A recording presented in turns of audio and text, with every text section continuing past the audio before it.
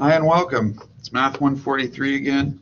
Today we're looking at section 5.6, which covers exponents and scientific notation. Now, ever since the dawn of humanity, we've been counting. At first, we might have started with tally marks to inventory items. Maybe foragers would use this, hunters might use this. But you start getting a lot of tally marks, it can take a long time to count them. So it takes a long time to conceptualize once you get a lot of tally marks going on. And that would represent, from last week, our base number systems. Tally marks would represent base 1. So at some point, somebody wised up and decided that maybe every 4 they'd put a slash through it to represent groups of 5. So this was a great idea for grouping things together that way. Instead of counting each individual tally mark, if you see this slash, you just know that's 5 and 10 and 15 and so on. And then number-based systems arised, particularly base 10. And so once we run out of fingers, then we put a 1 to represent, we have 110 now.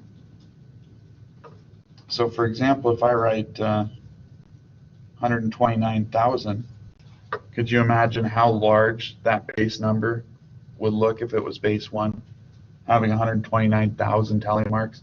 Not very efficient at all. So scientific notation is the most efficient way to look at very large and small numbers in base 10.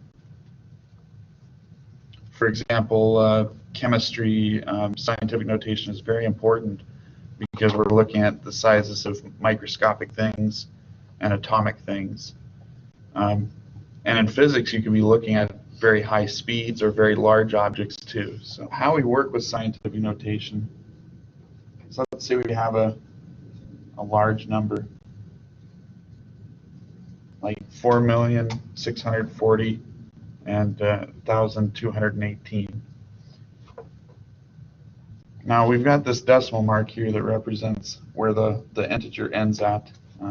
Integer is just any non-fractional number like 1, 2, 3. And to put this in scientific notation, we're going to go ahead and move the decimal. We're going to hop it along once, twice, 3 times, 4, 5, 6, and 7 times.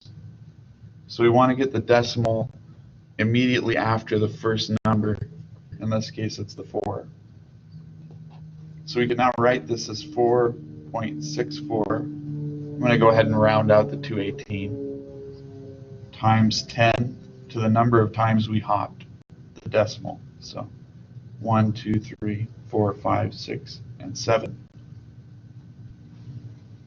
So this right here is our scientific notation version of this number. Now at this point, we're not saving a whole lot of room just yet, but this is only to the 7th power. So if you could imagine a number like 2.64 times 10 to the 42 power, that would be quite a large number. So we're conserving space. Now a lot of people just use their calculators to deal with scientific notation and multiplying, dividing in scientific notation. But I'm just going to let you know right now, it's actually a lot easier to do it this way, and just ignore the times 10 to the power on your calculator. So let's say I'm multiplying these two numbers. So 6.24 times 10 to the 7 multiplied by 2.5 times 10 to the 5th. Well, the first step is we're just going to go ahead and multiply the numbers in front of the 10 to the power. And that gives us 15.6, so we're just going to go ahead and write that below here. Now we know the number is going to be in scientific notation, so we're going to have to times it by 10 to some power. So how we find this power up here is we're going to go ahead and we're going to take 7, or the power of the first number, added to the power of the second number. So when we multiply exponents, we add them together. So 7 plus 5 is going to yield us 12. So we have a 12 in the exponent. So that's 15.6 times 10 to the 12. Now this doesn't quite meet our scientific notation standards yet, because remember, we want only one number before the decimal. This number 15.6 has two numbers before the decimal. So we're going to go ahead and move that 1 to the left and increase 1 to our power. And the way I conceptualize this is, if you're making the actual number less, for example, we went from 15.6 to 1.56.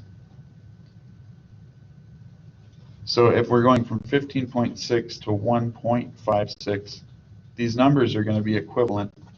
So we have to make up for making this number smaller. And we make up for making that number smaller by making this exponent bigger. And it just works. As we move the decimal place to the left, we're going to add exponents. And as we move it to the right, we're going to subtract. So there's two ways to think about it. Now that's multiplying in scientific notation. Let's go over division. So let's say we need to divide these two numbers. Now you could just type this whole thing into your calculator, put it in brackets, and divide by this whole thing written in your calculator. Just making sure to keep brackets, that way we follow the order of operations. However, you'll notice that you're typing in quite a few numbers there. For me, it's just easier to divide the 7.28 divided by 5.5.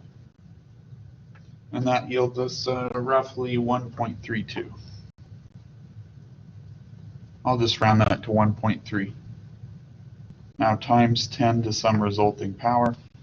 Now for multiplication, we added the exponents to multiply them.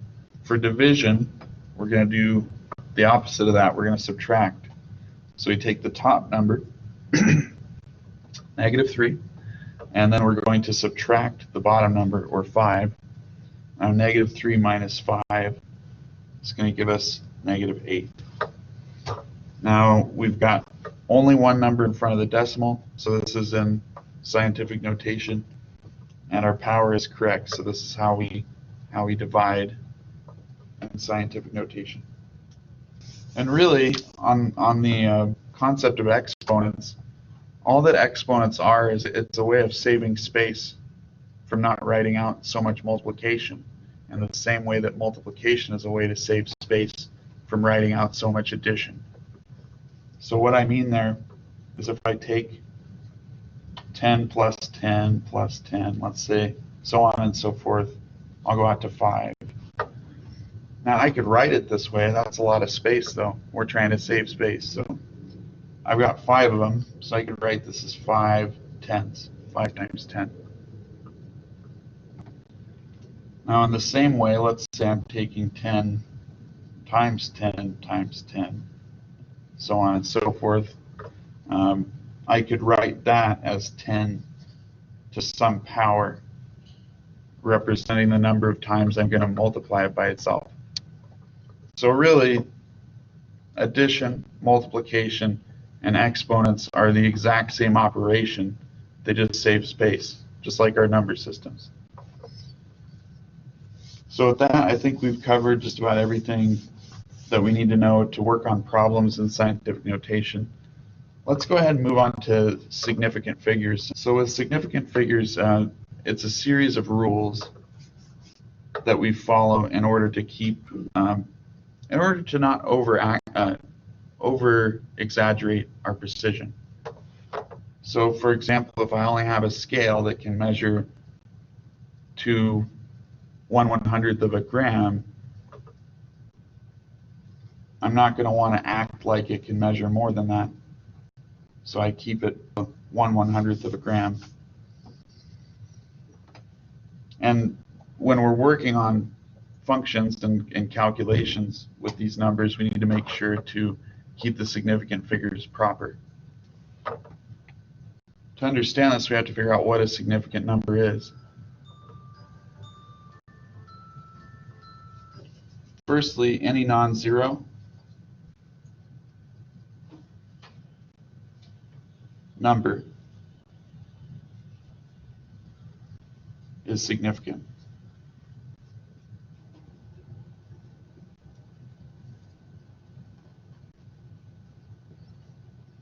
So that's a pretty easy one to remember. The ones that get complicated is when we're dealing with zeros. So for example, if I have 2 million,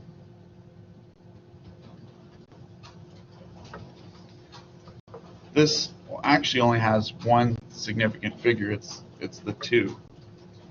Because these zeros right here are just holding the place. They need to be there to describe this number.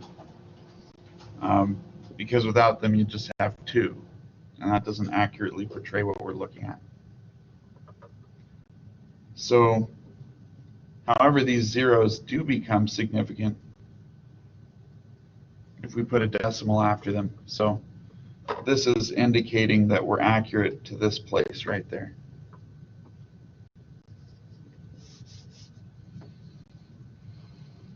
Likewise, any zeros past the decimal place to the right, these have to be there in order to describe our number. So these are not significant. Now, any trailing zeros without a decimal are not significant, and any leading zeros after a decimal are also not significant.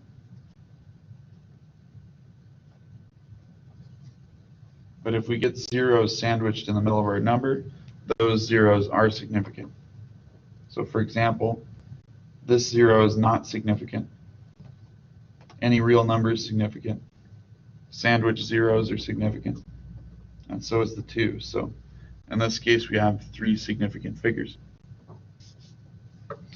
And I think for now, that's what we'll cover as far as significant figures. Thank you very much for watching, and have a great day.